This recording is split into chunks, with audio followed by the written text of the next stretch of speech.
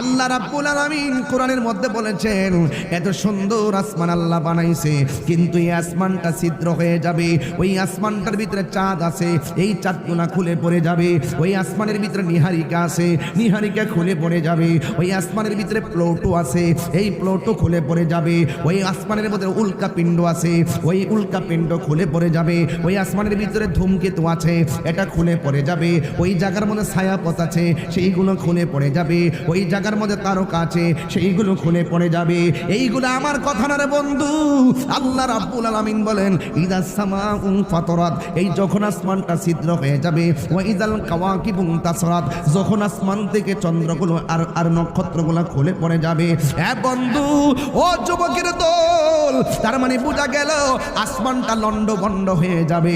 এরপরে জমিনের ভিতরে আমার আল্লাহ অনেক বড় বড় পাহাড় আল্লাহ বানাইছে। এই পাহাড়গুলো কেন বানাইছে আমরা জানি না। অনেকে মনে করেন এই পাহাড়ে বাড়ি বানাইতে পারি না, অনেকে মনে করেন এই পাহাড়ে ঘর বানাইতে পারি না, অনেকে মনে করেন এই পাহাড়ে বাড়ি ঘর বানাইতে পারি না, ফসল আদি করতে পারি না। এই আসমানটা আমার আল্লাহ কেন বানাইছে? জমিনের ভিতরে পাহাড় কেন বানাইছে? বন্ধু, ও কাজেরি খোলার বাবা, আমি ঘটনায় ঢুকে গেলাম। শুনেন শুনেন শুননা যান। আল্লাহ রাব্বুল আলামিন জমিনের ভিতরে পাহাড়গুলা কেন বানাইছে?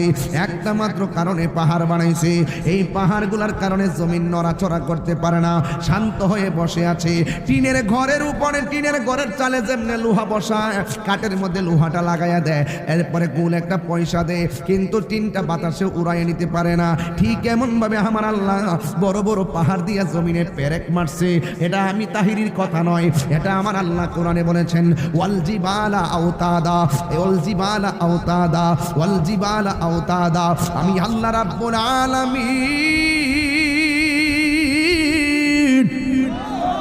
আমি এই পাহাড়গুলো দিয়ে জমিনের মধ্যে পেরেক মারছি। যখন কিয়ামতের সময় হইয়া যাবে, এত সুন্দর আসমান ভেঙ্গে ভেঙ্গে খান খান হয়ে যাইতেছে। এই জমিন থেকে পাহাড়গুলো আর থাকবে না। অশান্ত জমিনকে পাহাড় দিয়ে আমার আল্লাহ শান্ত বানাইছে। সুপ্রিয় দর্শক, আপনাদেরকে অনেক অনেক মোবারকবাদ।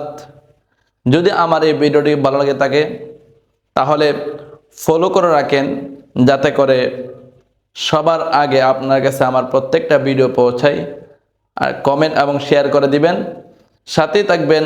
আসসালামু আলাইকুম ওয়া রাহমাতুল্লাহি ওয়া বারাকাতুহু।